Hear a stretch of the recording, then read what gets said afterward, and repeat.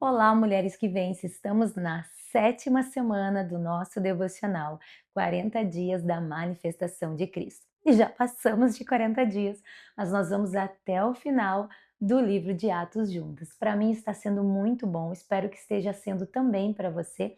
Comenta aqui, coloca nos comentários se está sendo bom para você. Hoje nós vamos ver Atos capítulo 9, a conversão de Saulo. E que maravilhosa palavra Deus tem para nós hoje. Vamos ler versículo 1 do capítulo 9? E Saulo, respirando ainda ameaças e mortes contra os discípulos do Senhor, dirigiu-se ao sumo sacerdote e pediu-lhe cartas para Damasco, para as sinagogas, a fim de que, se encontrasse alguns daquela seita, quer homens, quer mulheres, os conduzisse preso a Jerusalém.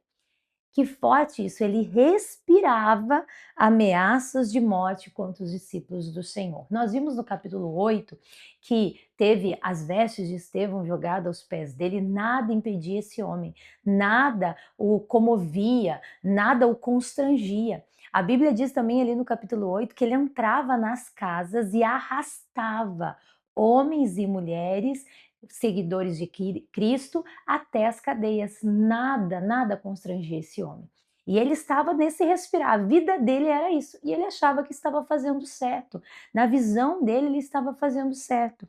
E aí diz no versículo 13: indo no caminho, aconteceu que, chegando perto de Damasco, subitamente o cercou um resplendor de luz do céu.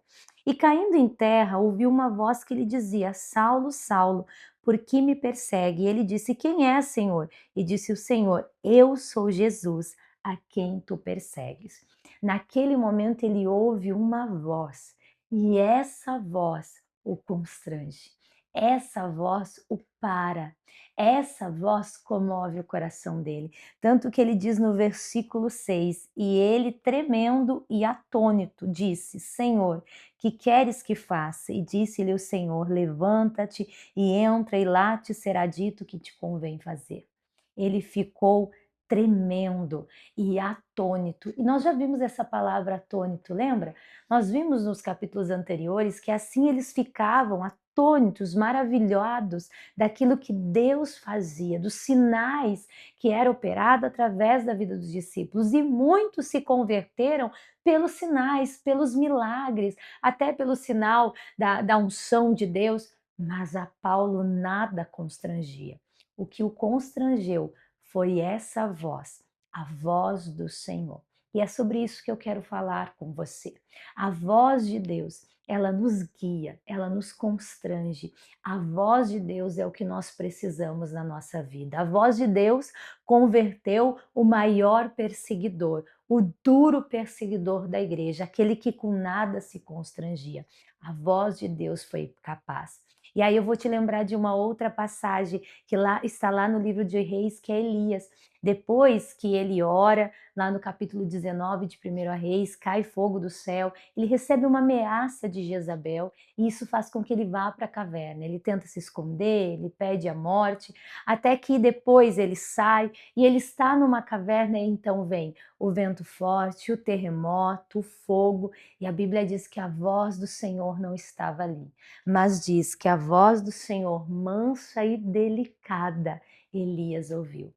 A voz do Senhor não está na tribulação, não está no momento do fogo, não está no momento do turbilhão de coisas. A voz de Deus, ela é mansa e delicada no nosso interior.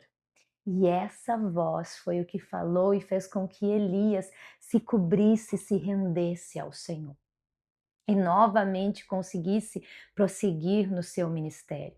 Depois tem uma outra passagem da voz onde Samuel, jovem Samuel, já está deitado e começa a ouvir uma voz lhe chamar Samuel, Samuel.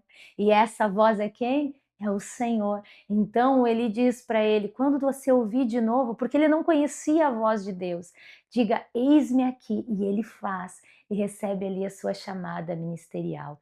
Essa voz fez com que o Samuel entendesse o seu propósito. Nós temos que buscar conseguir ouvir essa voz. No Salmo 29, fala sobre essa voz. Eu não vou ler todos os capítulos, mas vou deixar no nosso plano de leitura, tá? Mas no Salmo 29 fala o seguinte sobre a voz de Deus: a voz do Senhor ouve-se sobre as águas, o Deus da glória troveja, o Senhor está sobre as muitas águas. A voz do Senhor é poderosa, a voz do Senhor é cheia de majestade. A voz do Senhor quebra os cedros, sim, o Senhor quebra os cedros do Líbano. Essa voz majestosa e poderosa é que eu e você temos que buscar ouvir, porque essa voz tem todo o poder. Em João, capítulo 10, lá no versículo 27, ele fala assim, ó: as minhas ovelhas ouvem a minha voz, eu a conheço e elas me seguem. Se nós somos ovelhas do Senhor, nós temos que conseguir ouvir essa voz. Ali Saulo não era, mas tinha um grande propósito na vida dele. Então ele ouviu a voz que constrangiu. Mas eu e você, que somos ovelhas, temos ouvido essa voz?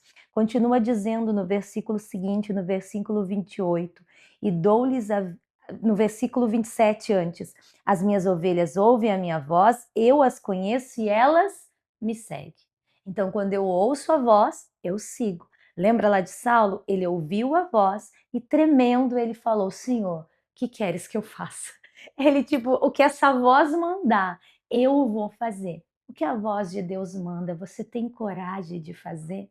E entenda uma coisa, a voz de Deus muitas vezes não é a voz que agrada, que faz carinho e que vai dizer só aquilo que nos deixa alegre. A voz de Deus às vezes vai nos constranger a compreender um erro que estamos fazendo. A voz de Deus nos ensina a fidelidade. E aí ele diz no versículo 28, eu dou-lhes a vida eterna e nunca hão de perecer, e ninguém as arrebatará das minhas mãos. Que maravilhoso isso, né? Diz aqui que não haveremos de perecer e ninguém vai nos tirar das mãos dele, desde que nós sejamos as ovelhas que ouvem a voz e seguem. Você tem ouvido a voz de Deus? Segue aquilo que o Senhor está te falando. Ouve realmente a voz de Deus, não se deixe ser confundido. A voz de Deus não traz confusão, a voz de Deus não traz contenda, a voz de Deus não traz ódio nem ressentimento. A voz do Senhor, ela é mansa e delicada. A voz do Senhor é poderosa e majestosa. Deus abençoe você, uma ótima semana para todos nós e vamos firmes no nosso propósito.